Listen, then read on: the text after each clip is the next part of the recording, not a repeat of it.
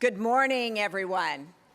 I'm Mari McInnes, and I am delighted to join Dean Cooley, Provost Strobel, and so many of my distinguished colleagues from across the university in welcoming you to Yale. You come from around the world and across this country, and it is exciting to think about all the research, scholarship, and teaching that you will undertake, whether you are earning a master's or a PhD. These exercises carry a special resonance for me because some 35 years ago, I sat exactly where you are as a matriculating graduate student. And today, I enjoy these festivities in a new capacity as Yale's 24th president. I am thrilled to be starting on a new path at Yale and in higher education with you. In this season of new beginnings, I naturally find myself reflecting on the moment I first set foot in New Haven. I was both excited and terrified. I had never been here before, I didn't know anybody, and I certainly wondered if I was good enough to make it.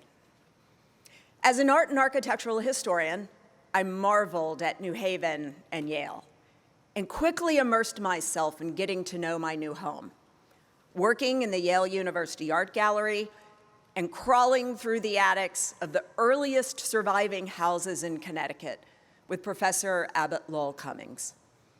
Some of my fellow graduate students introduced me to New Haven, to the very best pizza I'd had in my life, and of course, to the many rich traditions that make this place what it is. My journey here to the finest university in the world was profoundly influenced by my family of educators. In fact, I am a fourth-generation teacher, the first being my great-grandparents, who ran a two-room schoolhouse in frost-proof Florida in the early decades of the 20th century, a photo of which you can see projected beside me. When I was still a graduate student, I saw the enduring impact a teacher can have on hundreds of lives. When I attended my grandfather's funeral, also in a small Florida town, he had been a math teacher, a football coach, and a principal. And although my grandfather had retired decades before, the line stretched around the block and was filled with former students who wanted to pay their respects to a man each of them told me had helped them to believe in themselves and made a lasting difference in their lives. I, like them, also stand here today in large part because of the impact of a teacher, a faculty member at the University of Virginia, where I got my undergraduate degree, the late Christopher Johns. He urged me to pursue the passion I had for art history and that I had cultivated in his classes, rather than the more secure path of medical school I was then contemplating.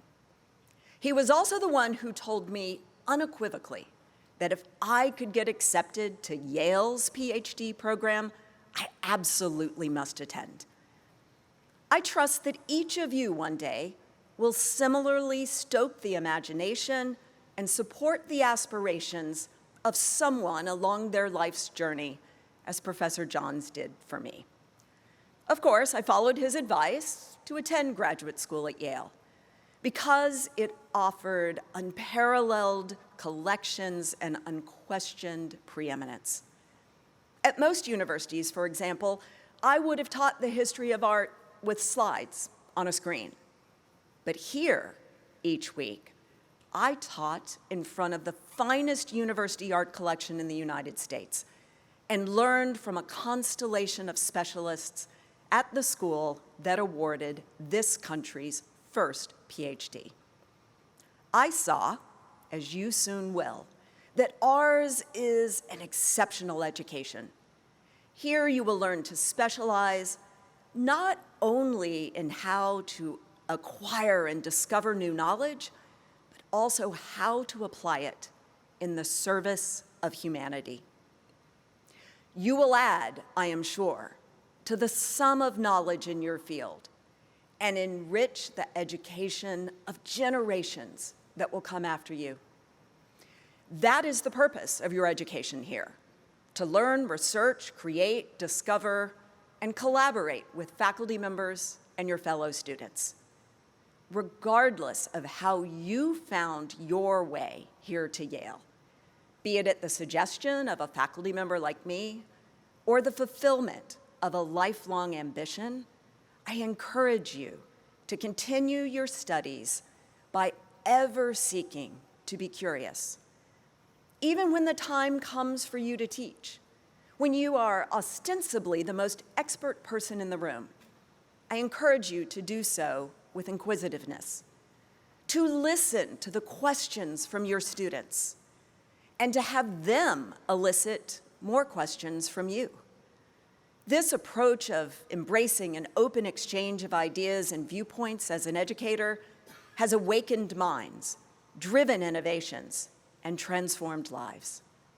One of the great joys of teaching in my field of art history, for example, is that even though I may have spent hours with a painting, it is often when someone comes to it afresh, with a new perspective, that I gain an expanded understanding. While yes, much of the time you are spending here is meant to deepen your specialized knowledge, I encourage you to connect with people who are in fields and disciplines other than your own. For you to get interested in their work and for them to get interested in yours, because it is sometimes an outsider's perspective that leads to the question or insight that unlocks a new discovery. The Cultivating Conversations program led by University Life is one such way you can do so. And I suggest you participate in their panels, education sessions, and gatherings after classes begin. For Yaleys, education is not merely what we know, but who we encounter. That is why the graduate school's mission places distinctive emphasis on drawing upon the strengths of a collaborative, diverse, and inclusive community of scholars and researchers, a community that has become ever more excellent, and I hope ever more curious with your arrival. As Einstein observed, the most beautiful experience we can have is the mysterious. It is the fundamental emotion that stands as the cradle of true art and true science. So too, I might add, of the graduate school you have chosen. As I return to Yale, and as you get introduced to it, today is a great moment for both of us. I look forward to learning where your curiosity, that great instrument of discovery, will lead you in the years ahead.